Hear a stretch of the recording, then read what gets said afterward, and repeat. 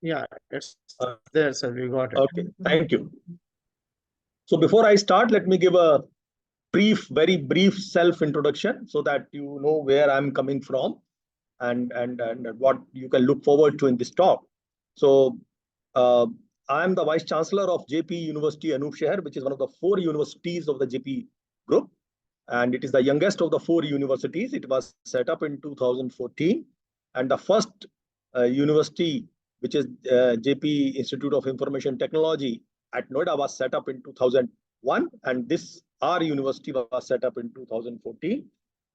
Uh, I worked at Jaypee Institute of Information Technology for around 18 years. I was the head of the Department of Computer Science and IT for many long years till 2018, and I joined it in 2002. Uh, so the good growth of Jaypee Institute of Information Technology took place in front of my eyes and with our team. Okay. Before that, I have worked with the National Informatics Center. I have worked with Netaji Subhash University of Technology, which was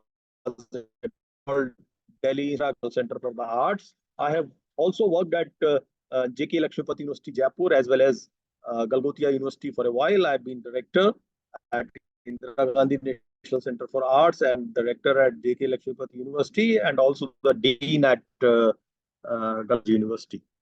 So I have around 38 years of professional experience in various fields as a software developer, as a multimedia developer, content creator, as well as educator. So I come from there. So before I start today's session, I would like to, because I'm very happy to see there are around 60 participants and young students would possibly have some questions. So given the title of this talk, Higher Education for New Generation Career, are there some pressing questions that some student has in mind to begin with itself? I would like to take one question to start the session itself. Is there any question that any student is having in mind before I start the session? Please raise your hand if there is any question that the title itself triggers you. Would anybody like to ask a question or make a remark to begin with, an opening statement, or what are you looking forward to? What kind of information you think you will get? And is there a confusion that you are having, which this session can help you to overcome? Is there a question like that? If not, then we'll start, and then maybe in between, instead of waiting for the session to end, in between I'll give you opportunity to interact. Okay, so higher education for new generation career, very important topic for you all today, particularly when you are waiting for your various results or various competitive exams, as well as your own board. Within next week or next 2-3 weeks, several results will come out. You would have been thinking about where to take admission, what to study after 12th class, and you have possibly conflicting views. You have conflicting advices, and very rightly so, maybe some state of confusion. And it is okay to be having confusion, because only if you are confused can you come out with better answers. Those who are not confused actually work on others' decisions rather than taking decisions. So it is okay to be confused for some time. It is actually good to be confused for some time and then collect information, analyze information, and then decide what you want to do, rather than somebody else deciding for you, or the culture deciding for you, or the family deciding for you, peer group deciding for you, or the seniors deciding. That you have some confusion, collect information, and then decide. Okay, so where should we start? What kind of information should we start collecting before we decide what should you study? Okay, so there are two factors that make career. There's a difference in hobby and career. Hobby is something that you pursue because you love doing that. You don't care whether you get rewarded or not. That is hobby. You do it just for the sake of your fun, for the sake of your passion, and you do it whether the world rewards it or not, whether the world acknowledges it or not, whether you are able to earn your living through that or not, doesn't matter. If you are passionate about your hobby, and you just continue to do that, that is hobby. Okay. Career is you do something for the society so that the society rewards it and continues to reward. Okay, so that is career. Sometimes people can convert their hobby into career. They are very lucky people. Very few people are able to do that. But then most of the people are able to create great career if they take the right decisions. It may or may not be their hobby, but through systematic work, through systematic direction and guidance, they can make great career. So what kind of information should you gather to make great career? I'm not talking of how to make great career as a hobby. I'm talking of making great career even if it is not your hobby. Okay. If you are a singer and you are a great singer, by all means, please be a singer. If you are a poet and a great poet, by all means, please be a great poet, and word would be able to reward you, hopefully, and you would be having a great career too. But those are rare cases. When people who have hobby in something and are able to make great career out of it also. Okay. For that, you need to be hugely talented in that area. Okay. Mediocre people, when they convert their hobby into career, do not go very far.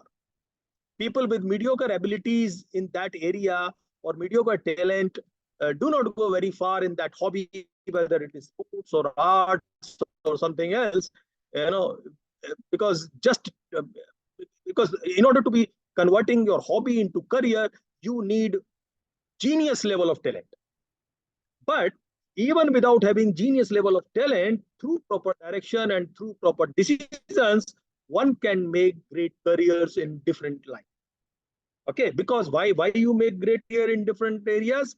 Because the world needs services and products in those areas. So what should you know before deciding what kind of career should you join? Okay.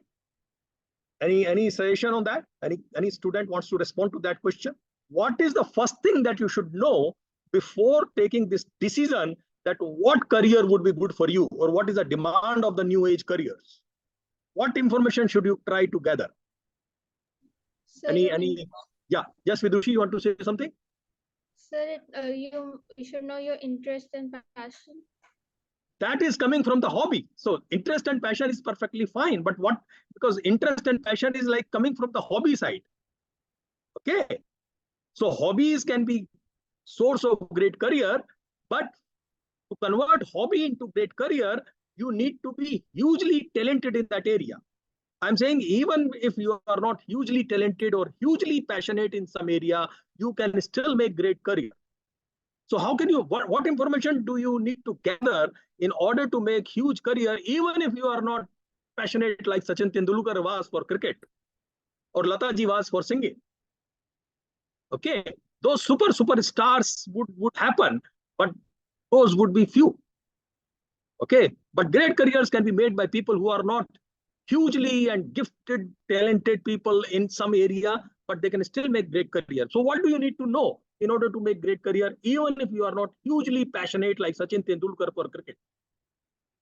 You are interested, you are passionate, but your passion level is not as that of Sachin Tendulkar. Then what should you know to make good career? Any suggestions? Any student? What should you know? Great career is coming. You make great career by serving the needs of the people. If you are doing something that the world wants many people to do for it, then your career is good. Your career is made in the society, in the world population where many people need something, whether some product or some service, and you are able to cater to that, then your career would be good. And then you can develop your passion, you can develop that your interest, and you can develop your competency, ability in that area, and you can continue to live a life of a good career. So it is very important to know what is happening in the world, what kind of population distribution is emerging. So let me look at so in today's talk, I will address these questions: how the world is changing, because successful careers would be made by those who know how the world is changing, how the industry is changing, what kind of changes are taking place in the job market, what kind of skills are needed in the job market. If you know this, then you can align yourself with the trend. You can choose something, you can prepare yourself to align with the changes that are taking place now or are projected to take place in the near future. And then that is a good way to decide your area and make good career. Another question which is very important at this stage for you is how to choose a university or a college. We'll spend some time on that question also. Very, very important question. All are struggling with that. Your teachers are advising on that. Your parents are advising on that. Your uncle on the street is advising you that. Your senior is advising. Your peers are advising. Media is full of advertisement. Everybody is advising. And then you have a state of confusion. And finally, what you do, because I got 99.5% marks, so I will go to this. Because last year, 99.5% was the cutoff of this college, so I will go to this college and this program. You don't decide based on information. The only information you use is at this score, what is it that people got last year, so I would go there. That is a very wrong way of choosing your program or your university. Okay. And then finally, we'll spend some time in how Jaypee University Anoopshahr can help you to prepare for those futuristic jobs and careers. That will be the small part of the talk at the end. So let's look at how the world is changing. The first question, mega question, very, very important and mega question. And so the world is changing in many ways, but we are interested in knowing in what way the world is changing, which is bringing changes in the industry, which is bringing changes in the job market, and which is bringing changes in the skill sets required for the new generation. So what aspects in the world are changing? That is what we are going to look at, which will have impact on your career. Okay. So first thing is this, world population.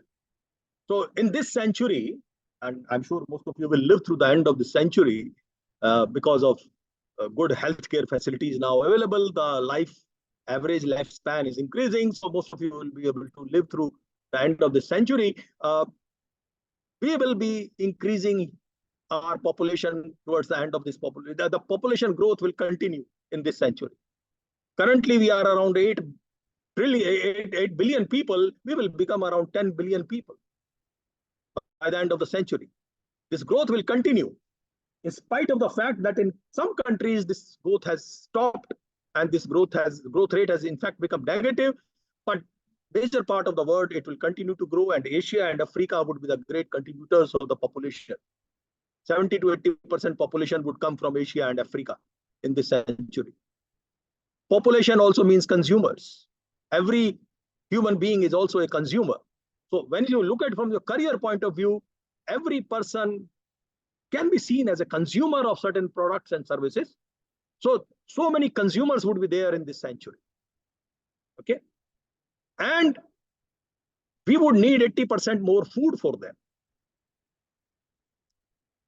Malnourishment will increase. More people would need more food. Okay. So the food requirement is nearly doubling. Very, very important aspect. Okay. So those who want to plan their career related to food industry, innovation in food industry, create new kind of foods, and I'm not talking of recipes. I'm talking of new kind of eating materials. Maybe something like vegetarian meat or something like that. Those are huge innovations taking place in the food industry. Okay, and we would need 2 billion more houses. That's huge. So the population growth would require more food, it would require more houses, it would require more transportation, it would require more energy, it would require more everything, more clothes, more education, more healthcare facility. So this population growth actually means a lot of opportunity in the industry, a lot of opportunity for the careers, provided you are ready to really join that journey and provide the services that are really needed. There are certain characteristics of this population growth. One is this: the average life expectancy is increasing continuously for the last several decades. World over. While in some countries it is much more than the global average, which is the global average itself by 2050, when you would be in your mid-40s, would be around 76 years of age. That's a global expected life average. Okay. Now, that means there would be many people in the old age who would be active. Okay. The next graphics, if you see, by 2050, and this is a very interesting year, 2050 projection, the lowest row here, very, very important. You see a change taking place for the first time in the world history. For the first time, projection is the population of the people above 60 years would become more than the population of the children below 14 years. This would be the first time in the world history. That means 22% of world population is senior citizen as we call them today, with today's definition. Actually, 60 will no more be senior citizen age in 2050. 2050 would be people would be quite active at that time. Even today, they are pretty active. Okay, many people in their 60s and even in 70s are actually living a very healthy life, and many of them are doing productive work in industry, in companies, in education institutes, in their own businesses. They are very active. Okay, so that means the career that you are planning is not going to be like your grandparents, where you plan for a career with the expected retirement at the age of 60. No, there is no expected. You can't be living a life of 20, 30 years, a retired life of 20, 30 years. That would be very boring. I see some people in the families and, in the friend circle, after retirement, their life becomes very, very boring. Particularly if their health is good. So you would continue to do some productive work in 60s and also in 70s. Healthcare would ensure that you are able to do that if you want to do that. Okay, so that's very, very important. So this consumer segment, new consumer segment is emerging, which is in the as per today's definition, senior citizen. So they need specialized products that are designed to fulfill the needs of people above 60 years of age. Today, the market doesn't have too many such products and services, but the market will gradually get more and more such products and services to serve the needs of the people above 60 years of age. Okay. This is one important trend. So many companies will start producing more products for this age group. Very, very important. Okay. And there will be service providers for this age group, and many careers would emerge to take care of the people in this age group. Those careers would grow. Okay. Another very important factor is this. The change that is taking place is urbanization. In 2008, very important thing happened in the world. Again, first time in the history. The urban population globally exceeded the rural population in 2008. And the expectation is that by 2050, 80% of the human population would be living in the cities. Now, more people living in the cities means what? More consumers. Urban people consume more products and services. They consume more energy. They need more transport facility. They have more education facilities. So they need more things to consume. Cities provide more things to consume. 80% of the world population by 2050 would be in cities. That's very, very important. Okay. So that's like growth of economy. Okay, and this GDP per capita will continue to increase in this century. While the wealth distribution is not going to be very equal, but the GDP per capita would continue to increase. Extreme poverty would decrease. People will have more money to spend. People have more money to buy things. Okay, that means industry can flourish. When people have more money, when people are living in cities, industry will flourish. That's very, very important. Right training, right decision at this point can make you benefit from these trends. Knowing these trends is very, very important. Okay. Now, there are some other aspects associated with it.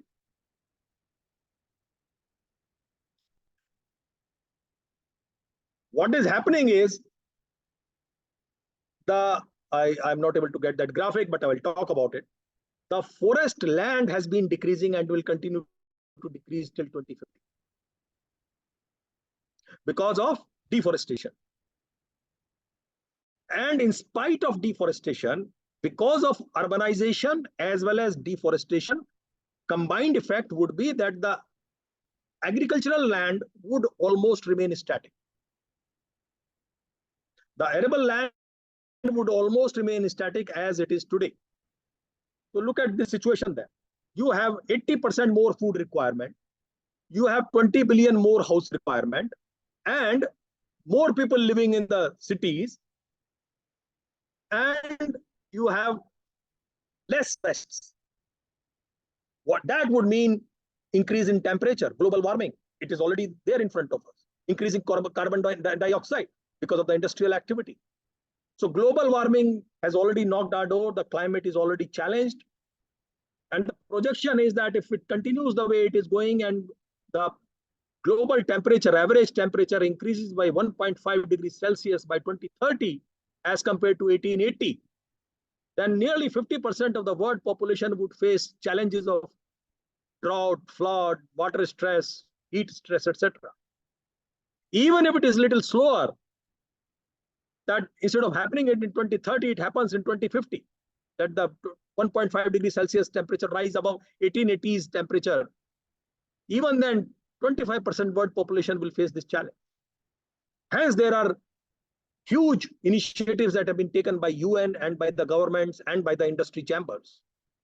Many countries, hundreds of them, have already committed that they would work for net zero economy. They would not produce more carbon in the sky than they put it in their own systems. Okay, they will not release too much of smoke or harmful smoke. Okay, hundreds of countries have committed to that. Okay, this means, and another change that is taking place in the world is this: the world has become very volatile. Changes are very rapid, very, very rapid.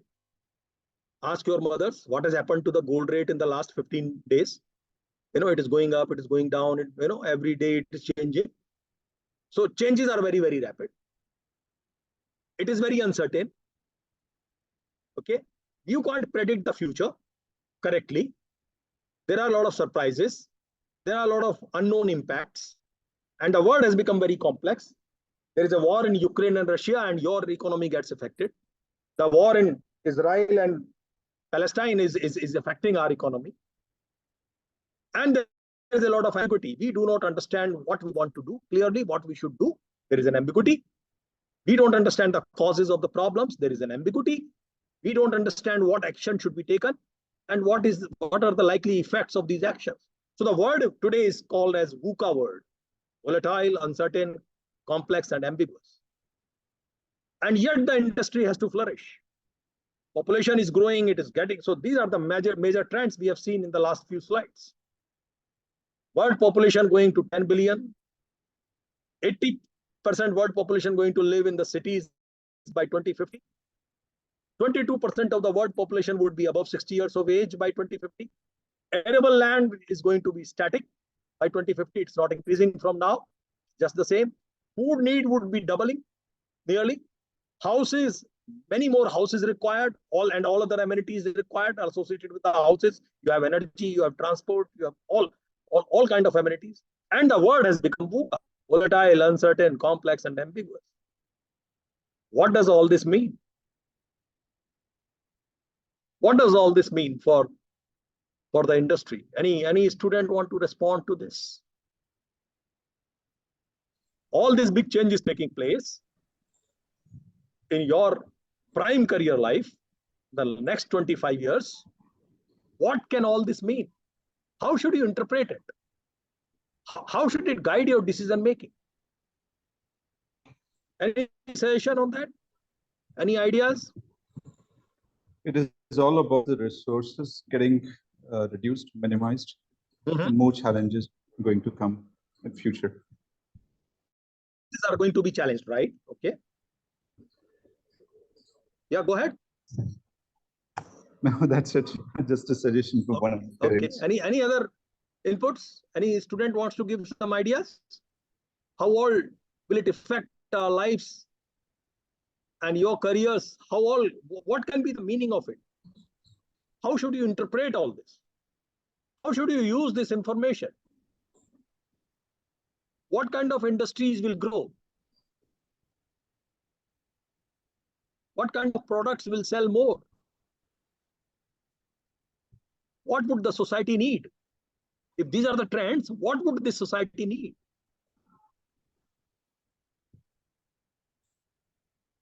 Okay, doesn't mind. Yeah, anybody wants to say anything? We need to be ready with multiple options. It's not just option A or option B, right? Looking at the trend where the most of the demands will be there in future. And as you said, like, cities and health are getting better day by day. So yeah, those industry will grow. That's how, like, people need to focus their career in future. Okay. So let's develop some more understanding on this. How the industry knows these trends. Not that I'm telling you for the first time. Industry knows all these trends very well. And industry is responding to these. Because industry wants to flourish. So industry has been responding to this. Technology has been responding to this. So part of these problems is technology, is because of the bad technology of yesterday. Solution is also coming from the technology. Tomorrow's solution is coming from the technology. Okay. All this would mean that you need a better vision, a better clarity of what all you have. You need a better understanding. You need to develop. Arvindji said that you need more options. More options mean you need a culture of innovation. Continuously innovate. So that it's not that you simultaneously need more options. Then there is no decision. You need to innovate. Whatever you decide, whatever you make, you need to further innovate, make it better, cheaper, make it more sustainable, make it environment friendly. So innovation would be the key thing in tomorrow's industry. And not tomorrow, in today's industry, innovation is the key thing. The product life cycles have reduced like anything. Companies keep announcing their new products every few months. You need big data analysis because there is so much of ambiguity and so much of uncertainty. You need a lot of agility and you need a sustainability mindset. Whatever you do, should try to do it without harming the environment and make it available to everybody in the world. So you need a sustainability mindset. So these are certain things that you should develop as characteristics as educated people. How the industry is changing to this is this. These are some mega trends in the industry that are taking place currently. We have entered a zettabyte era. 2008 is again, 2012 is very important in that. The digital data crossed the size of 1 zettabyte in 2012. 1 zettabyte is like 10 to the power 21 bytes. Huge amount of data. But if you look at this graph, it shows that we are still in the stone age of the data. Because in the next 25 years, the data explosion is going to take place. Okay. By 2050, the data, which is currently around less than 500 zettabyte, would be at least 50,000 zettabyte, and estimates also take it up to 5 lakh zettabyte. It can be anywhere between 50,000 zettabyte to 50,000 zettabyte. Okay. Huge amount of data we are going to have, and huge amount of this data, around 90% of it, can actually be real time. From the video, from the audio, from the sensors, from the IoTs installed at so many places, capturing the data in real time from so many places, everywhere, and capturing it. So that's one big trend. We have entered the era of zettabyte. We have entered the era of AI. And with ChatGPT, that became even much more clear. Okay. We have entered the era of zettabyte. We have entered the era of AI. And because of the global warming, we are in the era of net zero economy, transition towards net zero economy. Okay. The governments, the industry, they are all making efforts to control the global warming. So not indulge in industrial activity or change the nature of the industrial activity so that the global warming effect starts reducing. It starts coming under control. The temperature does not rise up with the faster rate. Put lesser carbon in the sky. So bring good technologies, bring clean technologies. Move from thermal energy to solar energy, for example. Move from fossil fuel energy to electronic vehicles. Move from diesel and petrol to electronic vehicle or hydrogen vehicle. Governments are announcing policies that by so and so year, such and such polluting industry would not be allowed to continue in that country. Many countries have announced that. Even our country announced that by 2030, the production of the cars and other vehicles which are using diesel and petrol will stop and they should switch over to e-vehicles. Okay, so net zero is a big thing now. Net zero economy is a big thing. Industry will undergo a huge transition because of that. Because of AI, there will be huge transition. Because of robotics, there will be huge transition. Automation would be a big deal. Biotechnology would bring a lot of changes. Okay, so we are in this era of AI. We are in this era of net zero. We are in this era of robotics. We are in this era of huge data, big data. Okay, and collectively, all this is called Industry 4.0, where you have robotics playing a big role, automation playing a big role in the factories. All this, so these figures you can read, I am not going to read out all these figures. You can see these are some studies by some various agencies, what are the projections they are making. And when you read these figures, just look at this in the context, because how much does this figure mean is just keep this in mind that India is hoping to increase its GDP to $5 trillion in next few years. We are still not there. We are far away from being at $5 trillion. We are 3 point something currently. And these numbers, as you see, they are very often very close to India's current or even more than that. And in AI, annual economic potential is much more than, globally, much more than India's current economic size. So the global impact of these technologies is huge. Whether it is 3D printing in construction, whether it is biotechnology, whether it is robotics, AI or generative AI or smart factories, $37 trillion of products are likely to be generated from smart factories, which are actually robotics and automation is the big thing in smart factories. India has been lagging behind in adoption of the robots in our production factories. Okay. And another very, very important characteristic of today's industry is mass customization. Earlier industries gave us mass production. Similar product, same product, just a copy of the same product being used by everybody. Now, because of new manufacturing technologies, mass customization is taking place.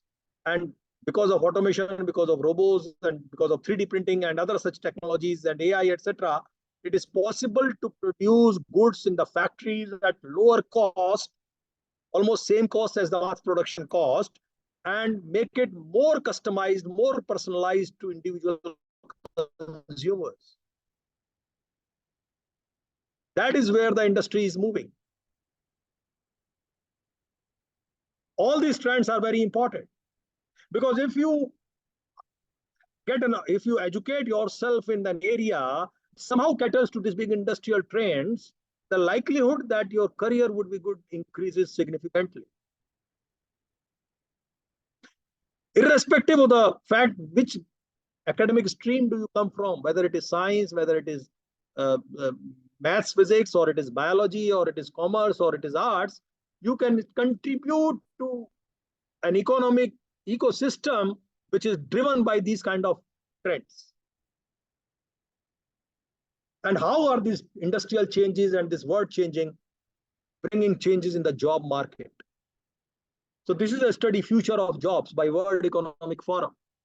What is changing the jobs? I mean, certain jobs are decreasing. On the left side, this purple shows that this factor will contribute to loss of jobs. Okay. For example, rising cost of living for consumers will decrease jobs. Okay. But government's regulations for enforced standards for production, for industry, would create more jobs. Adoption of new technologies would create much more jobs than they will cause the jobs to be lost. Digitization, certainly it will result into some job losses, but the jobs that are created are going to be much, much larger than that. So right side, the blue shows how many jobs are going to be created, and the left side shows how many jobs are going to be lost because of these factors. So I give you 30 seconds to read through these factors and see which factor is resulting in more jobs. Please look at each of this line carefully. And if you have any question, please ask me.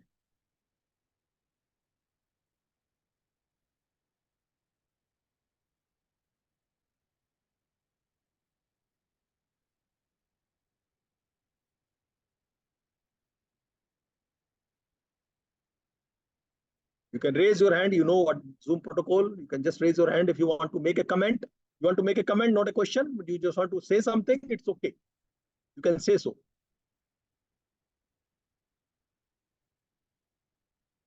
Deciding about your field of study after school, if it is informed by this information. This is the World Economic Forum report of 2023, latest Economic Forum report. Okay, and it is in the report on future of jobs. So this slide is very, very important. Knowing what is projected to be the job scenario, if it guides you in selection of what you study in addition to your interest. Of course, you should have interest, but your interest could be varied. You have interest in A, B, and C. Then you want to make good career. If you inform your decision to study program A dash, program B dash, program C dash, which is informed by this information, your choice could result into better career. So, for example, if you study something, prepare yourself for a career which will help in bringing environmental friendly technologies in the next 20, 30 years, you are likely to make a good career. A lot of jobs are going to be created.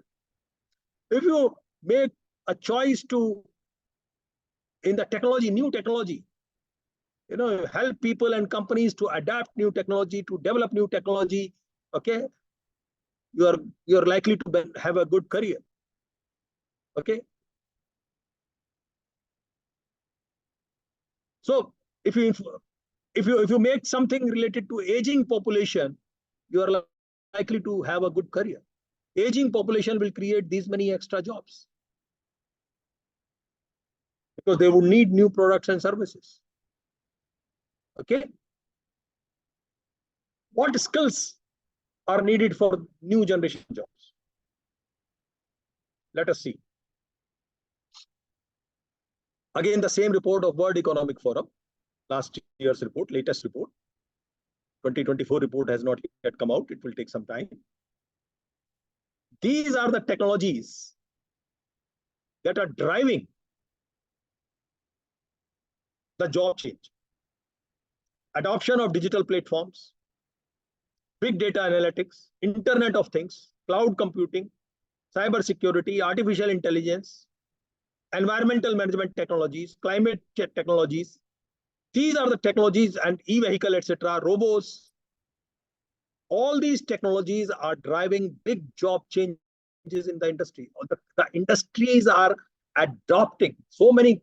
This percentage which is shown in each row is the percentage of the companies that responded that we will be adopting these technologies in now.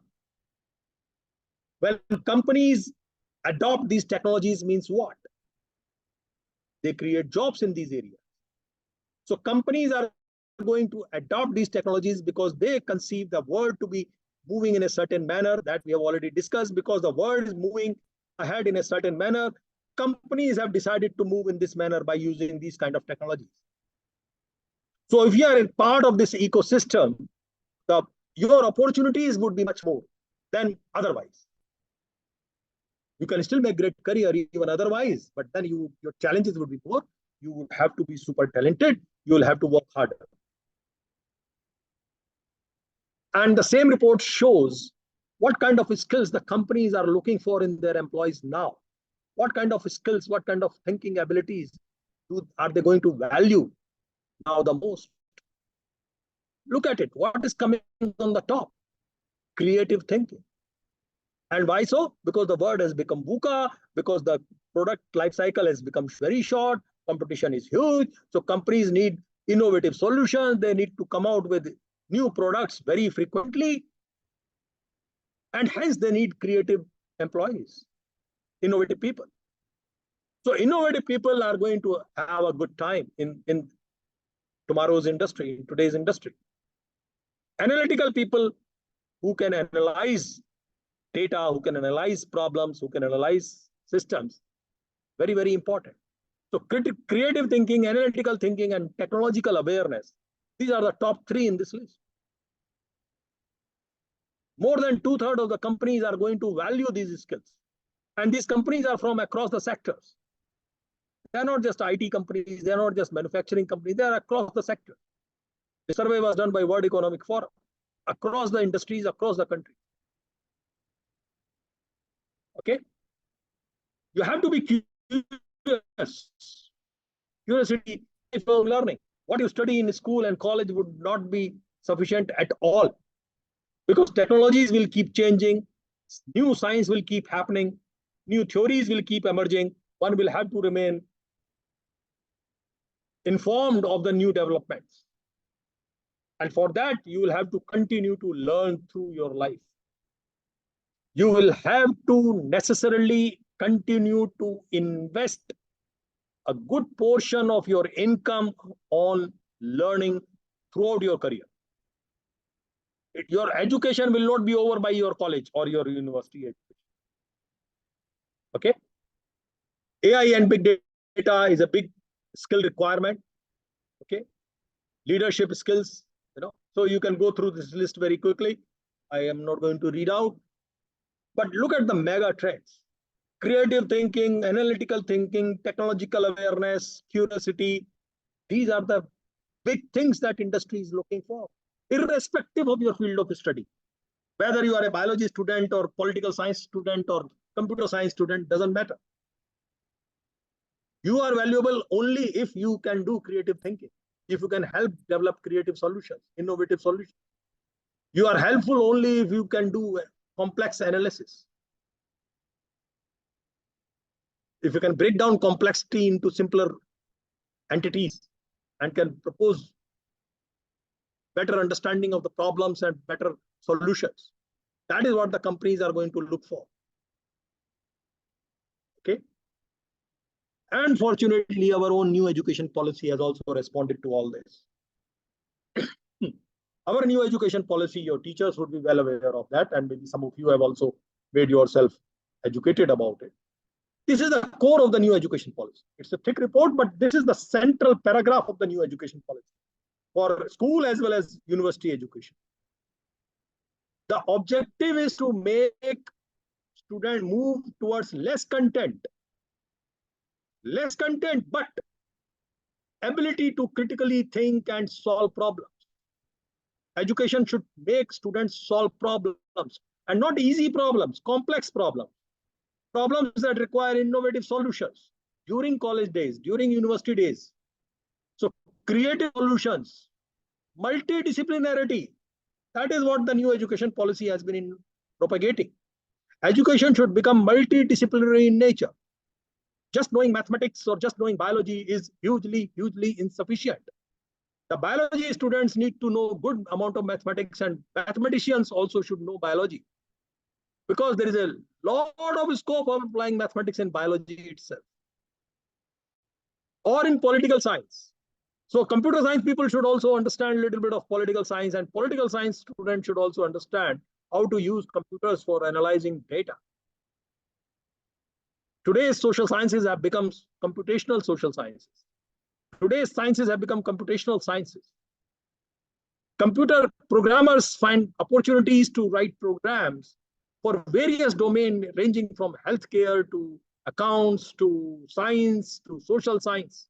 So unless you understand those domains, you can't write those programs. So the world requires multidisciplinary exposure, interdisciplinary exposure. Okay, and for that the education must become experiential, not rote learning based. That's what the new education policy says. Move away from rote learning. Move towards experiential learning. Make student engaged in discovery, learner-centered, discussion-based, and make it enjoyable. That's what the schools have been trying. That's what the universities have to try. Because the industry's needs have changed. And why the industry's needs have changed? Because the world is changing. The consumer segment is changing. The world population is changing. The consumers are changing in their numbers as well as in their expectations, as well as their profile. And because consumers are changing, the industry is changing. And because industry is changing, the education has to change. It has to prepare people for not just joining the industry, but for leading the industry. Okay.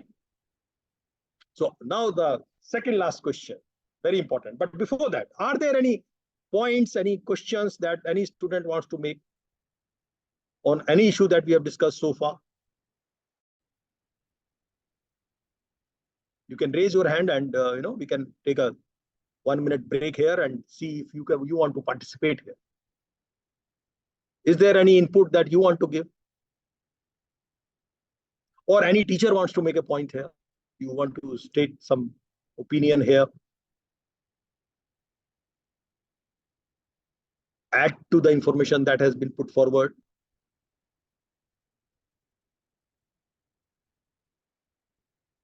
Okay, if not, then I'll move ahead. How to choose a university or a college?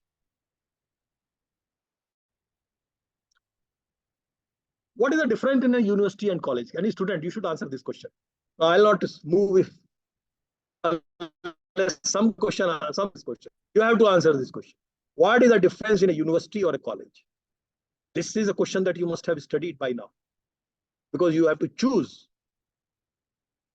Any student, please answer. Please raise your hand so that we know who is the student who wants to respond. What is the difference in a university versus a college? Are they same? Or there is a difference? Can some student help? For a specific course and university can be combined in one course. One. Can't hear you, Patrick. College is, I think, only for one type of course, and there's many courses. No, that is not correct. There are universities for single course and there are colleges offering multiple courses. So that is not correct. Try out. So these are important responses, because many people would be having that belief. So let's clear that belief, that misunderstanding. What is the difference in a university versus a college? St. Stephen's is a university or a college?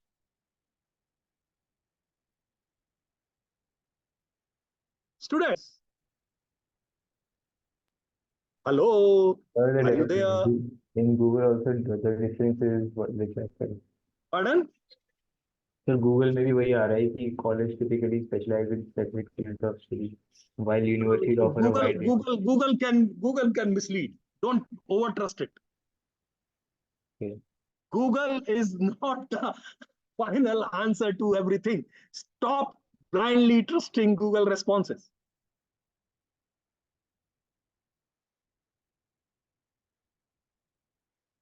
Okay. So is St. Stephen a college or a university? Answer this question. This is a much simpler question. University. University. It is not. The name of the institute is St. Stephen's College. Okay.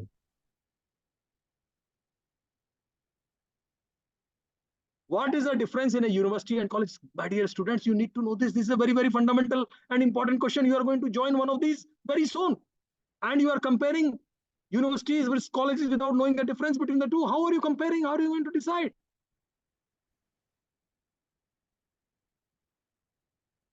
Whatever you feel. I mean, it's okay.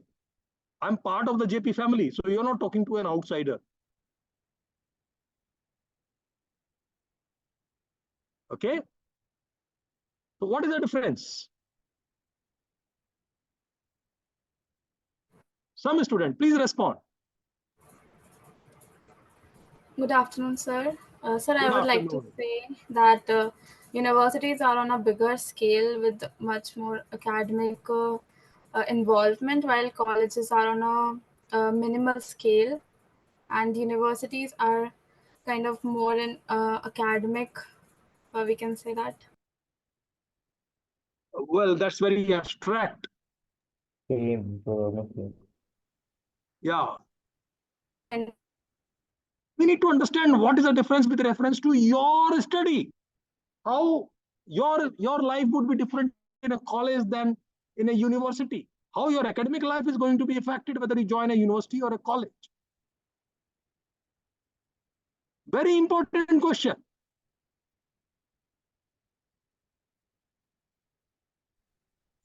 Sir, Please. college is somewhere which is a place where only academic related stuff happen, and university provide other facilities as well, Like, hostels or a campus life. And well, you have college, Delhi University colleges do give hostel. They give great campus life. The North Campus University is famous for the college life. For the student life is great in North University campus. People join those great colleges, Hindu College, Hansraj College, St. Stephen's, etc. Also because of the great student life there.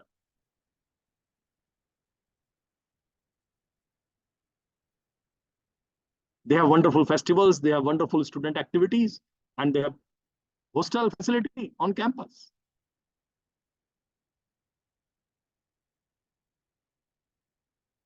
Okay.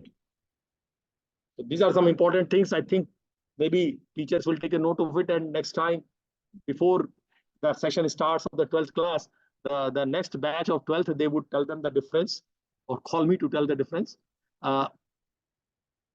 Bajay, the difference is, main difference with reference to academics, with reference to how studying at university is going to be different from studying at college. Number one, universities are responsible for designing and updating the curriculum. Colleges are not. Okay, colleges follow the curriculum developed by their affiliating university. So there are broadly two kind of universities. Those universities that have some affiliated college also, or the universities that do not have any affiliated colleges. Like BITS Pilani doesn't have any affiliated college. It is a unitary university having 4 campuses. Or Jaypee system has 4 universities. No college, none of these universities is affiliated to any other university. They are all independent, autonomous, but they do share resources because they are part of the same group. Okay. Hindu College is a college. LSR is a college affiliated to Delhi University. When it comes to curriculum design, it is not done by LSR or Hindu College. It is done by Delhi University. Your assessment, the final exam, is question paper like your school is not designed by the school team, but it is designed by the board. Similarly, in the higher education, universities design their question papers. Colleges don't. They do only internal assessment. Final exam is taken by the university. The degree is given by the university. Irrespective of the college that you join, every student gets a degree from Delhi University in Delhi University. On degree, college name is not even mentioned. It is only Delhi University. The curriculum is designed by the university. The degree is given by the university. The assessment is done by the university mainly. So what happens? When you have hundreds of colleges as part of a university, what would be the nature of the curriculum? What would be the nature of the exam? Because now the curriculum should be such that it can be taught at all colleges. The exam should be such that it can be attempted by students of all colleges. Hence, there is a dilution in quality of both. Possibly. The chances of dilution increase. And that is why the new education policy has come out very clearly that within next decade or so, all colleges should either be converted into universities or autonomous colleges, or if they are not able to convert, they should be closed down. That is the direction of the new education policy. So the colleges, if they have the intention to continue as affiliated college, would not be allowed, let's say after 2035 or so. Because the new education policy has understood this very clearly, that the colleges have limited capacity to design curriculum, they have limited capacity to design assessments, their resources are less. They want them to grow as universities. St. Stephen should ultimately become an autonomous college or a university. Hindu college should also, LSR also, Shri Ram College also should become an autonomous college or a university, like Jaypee University is, or BITS Pilani is, or Banasthali is. Okay. So the colleges that do not provide the resources, the required intellectual and physical resources, the campus should be of a certain size in order to be a university. For example, in AKTU affiliated colleges, the smaller can run, but if your college wants to become a university, they need a larger campus. They need more qualified faculty because they have to design curriculum, because they have to design question papers, they need more qualified faculty. So usually in universities, you would find more people with PhDs than in colleges. Universities would have more focus on research and publications, research publications, innovations, patent, etc. That is the main difference between a university and college.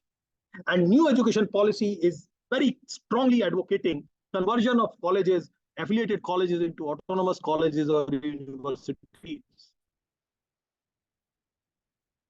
Okay, so universities would have even now, universities have the freedom to change their curriculum. If there is a new development taking place, new technology has come, they can change their curriculum and teach that course to their students. Whereas college would have to depend on the university's decision. Okay, that is the main difference. Okay.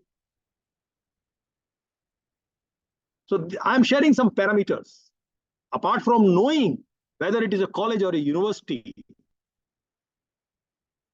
there are other parameters that you should know while choosing the university or a college.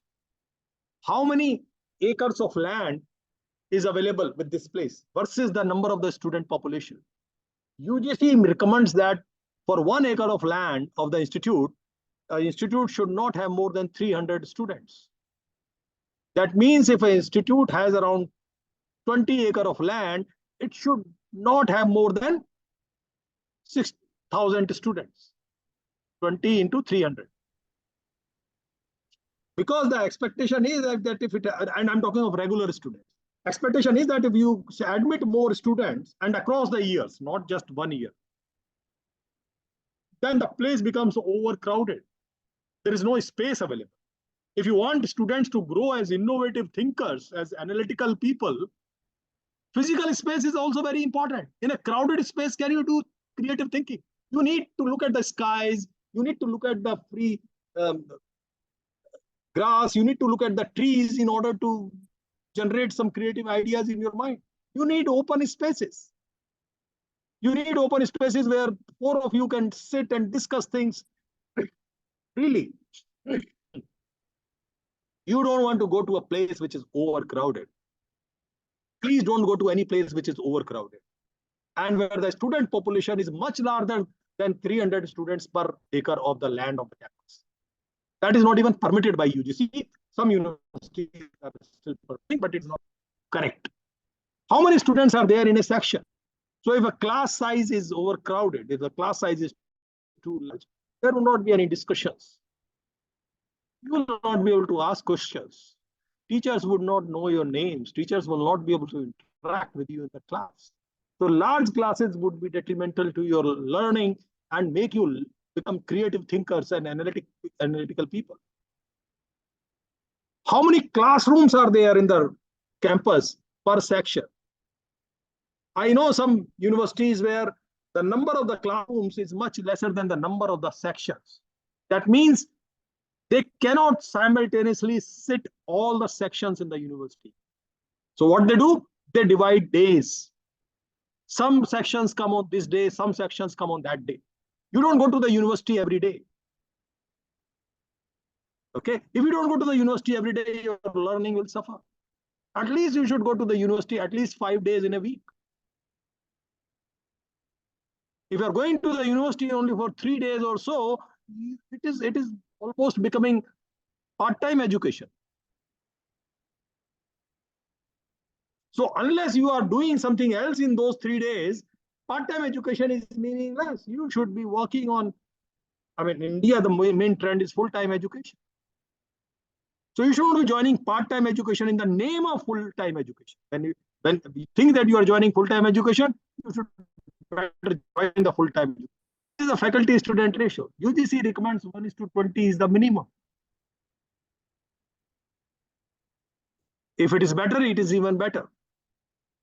1:15 would be very good. IITs would have something between 1:10 to between 1:15.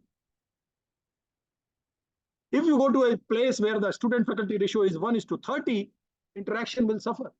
Your learning will be poorer. What is the qualification? How many of them are PhDs? And from where? How many of them have done their UG, PG from India's best places? Like IITs, NITs, BITS Pilani, IISc, Indian Statistical Institute, or Delhi University. What percentage of the faculty have studied at those places? They have been at the India's best places or perhaps even abroad. What kind of experience do they have? Have their students joined some leading organizations in the world? Are they working at leading companies or not? What are the placement opportunities offered to the students? What is the quality of those placement opportunities? Are they mediocre placement opportunities or there are some very exciting placement opportunities being announced? What is the experience of the leadership team?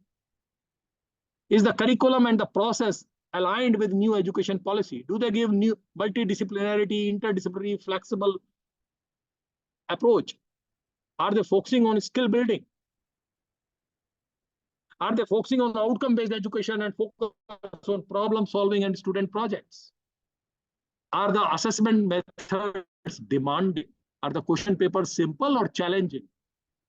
If the question papers are challenging, you would be better prepared for facing the challenges of the career because you have been put into the practice solving changing problems. But if through 4 years or 3 years of your college or university education, you are facing low challenge level exams, you would not be prepared to handle the challenges that the industry would want you to. Are you doing a lot of projects as part of your studies? Are there internships made available or exchange opportunities being given to you? How is the campus infrastructure in terms of land as well as facilities? Is it in a very polluted space or you have pollution-free area? Very important because health in a NCR, the pollution is a big factor. Health gets deteriorated and your productivity decreases. What are the extracurricular and co-curricular activities, what you normally call student life? All these factors are very important. And different students can assign different weightage to this. Do not just decide on a college or a university because of the extracurricular activity. Do not just decide on a university or a college because of the placement numbers. Look at most of these issues. If the university is giving a good promise and good infrastructure and good facility on many of these factors, then it is a good choice. Okay. These checklists will help you to make your proper decision whether you go to place A or place B for your study.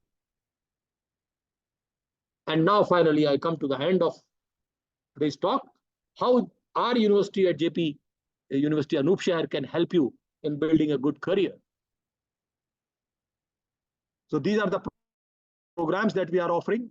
We have 2 BTechs in CSE and robotics. Out of the 4 Jaypee universities, we are the only one giving a BTech in robotics. And in our CSE, you can specialize in AI, ML, IoT, or data science, or data analytics, if you want to.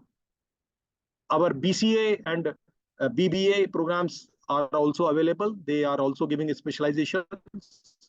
Like BA students can also specialize in AI or web and mobile development. And BBA students can specialize in any of these things, finance, HR, marketing, or analytics. Science lovers can pursue their BSc programs, 3 BScs, physics, mathematics, and 1 integrated course on zoology, botany, and chemistry. And this integrated course is really integrated in the sense that you don't study a stream of botany and a stream of zoology and a stream of chemistry in isolation. You study in an integrated manner. Okay, and there is a BCom program, there is a BA program where the political science, history, English, and economics are the subjects that the students can create a combination of. And these 3-year programs, BBA, BCA, BSc, BCom, BA, give a 4-year honors option as per the new education policy, or an honors with research.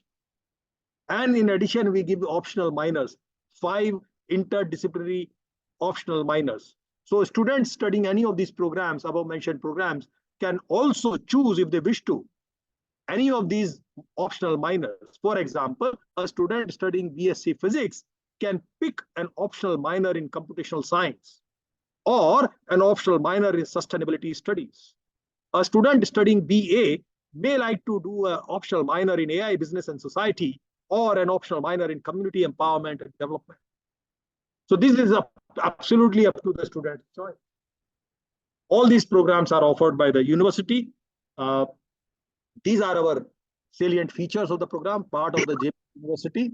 And Jaypee Group of 4 universities has very deep expertise in preparing students for global corporate careers. Jaypee University students are working at world's top companies and also teaching at world's top universities. Our students of the past from various universities are working at Amazon in US as well as in India. They are working in Google, both in India as well as US and Europe. They are working in Meta, which is Facebook. They are working in Intel. They are working in DreamWorks. They are working in any company you name, and you would find some Jaypee student working there. Okay. Some of them are teaching at world's top universities like University of Maryland. Okay. Okay. Many of them are, some of them are teaching at places like IIT or NIT. Okay. So, and the 4 universities have shared resources, like there is a supercomputer that has been recently installed, 110 teraflop supercomputer. It is installed in Sector 128 at Noida. And this is accessible to the students of all 4 universities through remote access. Even Noida students access it as a remote access point. So it is just happens to be installed at Noida. It doesn't mean that the Noida students had some special advantage over it. Everybody access it remotely. The placements are common with JIT Noida and other 4 universities. So any company that comes to our training and placement cell, or is invited by the training and placement cell, actually for all the 4 universities. Okay, the placement head is common for all the 4 universities. The placement cell is common for all the 4 universities. Okay, so students of Anoopshahr get as good opportunities as JIT Noida students get. It is up to them to be ready and convert those opportunities into placements. 80% of our faculty are PhD, others are pursuing. 65% of our faculty have studied or worked at IITs, ISI, Kolkata, NITs, Delhi University, Central University. We have people who studied at Lady Shri Ram College, who studied at St. Stephen's. Our faculty student ratio is 1:13, which is really great. We are a small university, hence our faculty student ratio is actually much better than the government's expectation. Government expectation is 1:20 in the higher education institute. Our ratio is 1:13. That means our students get more opportunity to interact with the faculty on their projects and ideas. We also give access to the video lectures recorded by JIT faculty. We focus on outcome-based education, problem-solving projects, learning by doing. Our exams are really challenging. One night study will not help. You'll have to study continuously. And the idea is that if you face challenging exams, you would be better ready for solving industrial problems. And industry would be happy to give you great career. We facilitate internships. Our approach is NEP compliant. The curriculum is multidisciplinary. So everybody has to study a little bit of technology. Even BA students go to our mechanical workshop and make something.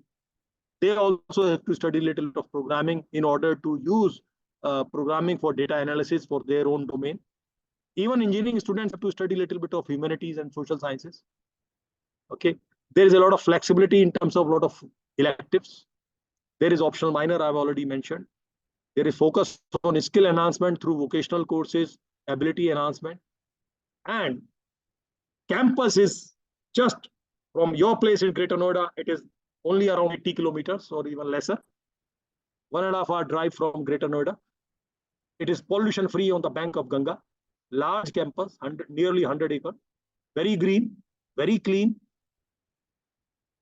and no pollution, zero pollution. So that's our strength. Okay. These are our contact points. You can see our updates at the Facebook or the Instagram or the website. And these are the phone numbers interested students can call for help in admission if they are interested. I would welcome questions if there are any questions, and that's my detail, my blog, my email, my YouTube, my LinkedIn.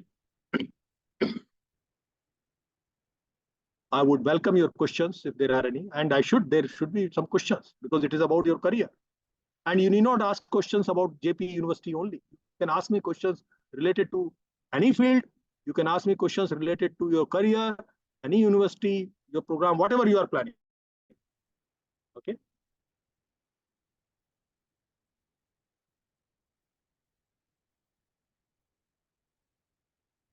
Are there any questions? There should be some questions at least. Yesterday, I gave a talk at Jaypee School, Noida, and the students interacted for nearly half an hour. They asked me questions and questions and questions. Almost the same talk. So I'm sure Greater Noida students will not leave this session without asking few questions at least.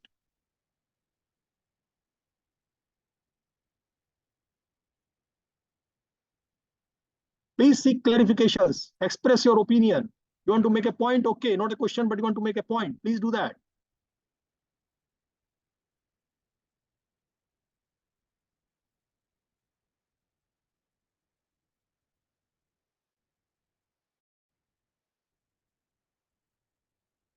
Yeah.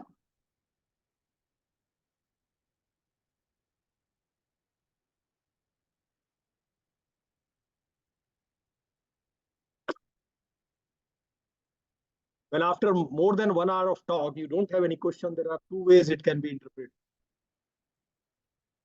You understood everything or nothing. I don't think either is the case. You have understood something, you are confused on something. So in order to remove that confusion, or you can disagree on some point, you can also disagree, no problem.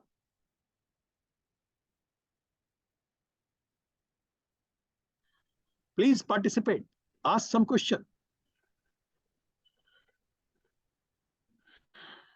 Sir, I have one question in my mind. Myself, Ruma Khemka. Pardon? I'm a Ruma Khemka, mother of Shreyansh. Okay. Actually, I need to ask her one question. What about the credit score? Is this going to be benefit somewhere in taking admission for when he is taking admission either in CS or AI stream? So is academic credit score benefit somewhere in taking admission? Academic credit score means what? Suppose he is very good in academics, he's participate in some kind of debates, he scored some certificate, he got some certificate from different ventures. So is he is going to be helped somewhere in taking this? You see, academic score would be the first thing that anybody would look at. Okay. In India, first and the foremost thing is the academic score in the 12th class. Okay. whether it is JEE performance or the 12th class performance and 11th and 10th class performance. Okay. Okay. And then these extracurricular, etc., do help certainly. Okay. But Okay. most important is this, because why it is very important is many companies, when they come for placement, they also put up a criteria that anybody, so sometimes some company like Amazon or some other company will put a criteria that those who have a percent consistently being performing better than this score since 10th class can only apply. Okay. Like TCS, like because TCS having a criteria कि if you are good in score class 10th, after that in class 12, then you will be eligible for their interviews. So what about the co-scholastic subjects? It means if a child is very good in co-scholastic subject also, so where these subjects, because what happens? I understand. Is the academic score good?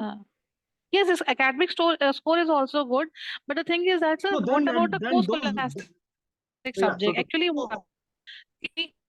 computer science as a category, and if a child good in coding and in other thing, but these grades supposed to be in co-scholastic, not in scholastic category. So it means need to know that co-scholastic subjects help in taking admissions in universities or in colleges if a child perform very well in these subjects also. I understand. The policies differ from university to university.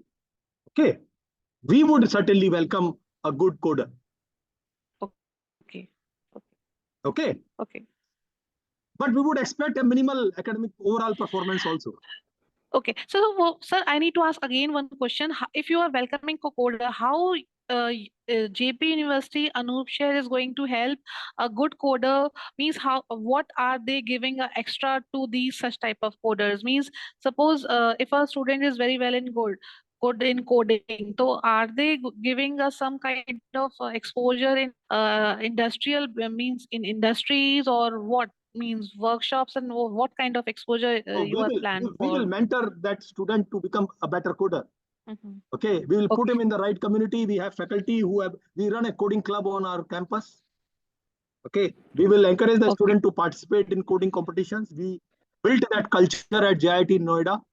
I was the head of the department of computer science at IIT for around 16 years. Means are they able to get some kind of extra training to get more and more into coding, or means yes, faculty will university support. Plan something like that?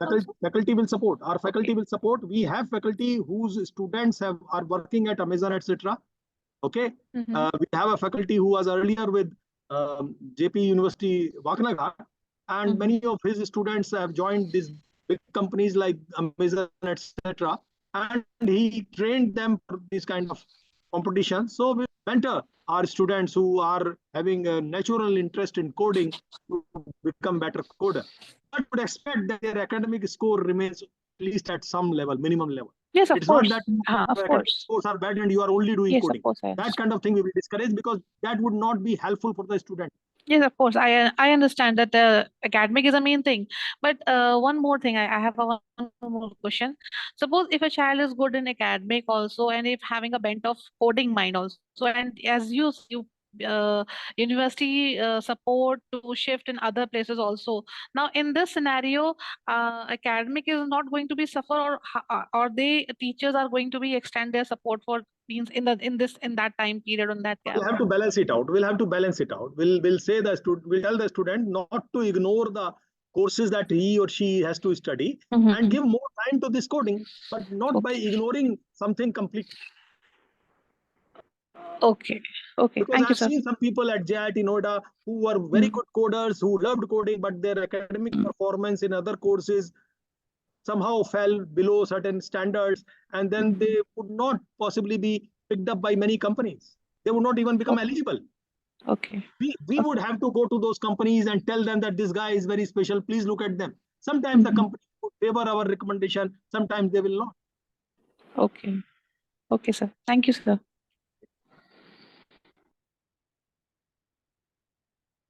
Any other question? Thank you, Rumaji. That was important question. Thank you, sir. Thank you. Yeah. Any other question? I'm happy that parents are also here. That's very good. Any other question? Students, please ask some questions. You can't be not asking questions.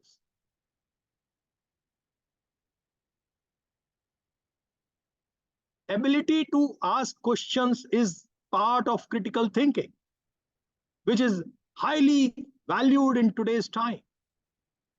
If you find some information disturbing, confusing, please ask a question, seek some clarification. And no question is going to be stupid. Asking question would require courage, little courage. Please ask questions.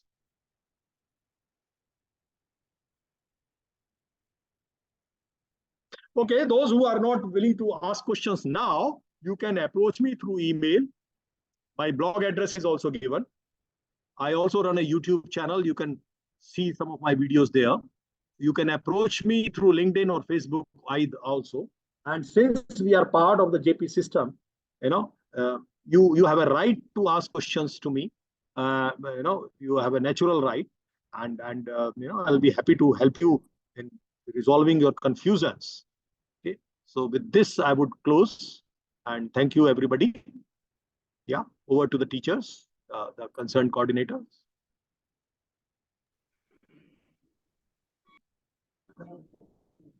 Thank you, sir. Thank you. Thank you, sir. It's a wonderful interaction. I hope some students get some knowledge, and then they, unka confusion jo hai, whatever they have a confusion in their minds.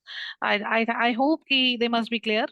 Thank you for giving us a valuable time and share knowledge. Thank you, sir. Thank you. Thank you. Have a great day. Okay. Thank you.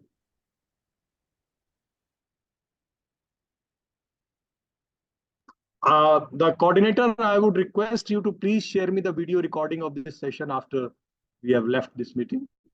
I requested you to record the session, and which was done. So you may please share the recording with me, also with the students, those who have attended or those who have not attended. Please share the recording with them. It may be useful for their decision making.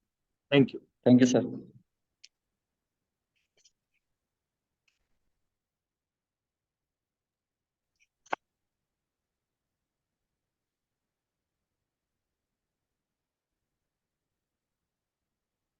Ishu sir, should we leave? Yes, you can all leave now. Okay, thank you. Thank you, students. Thank you, teachers. Please leave Zoom meeting.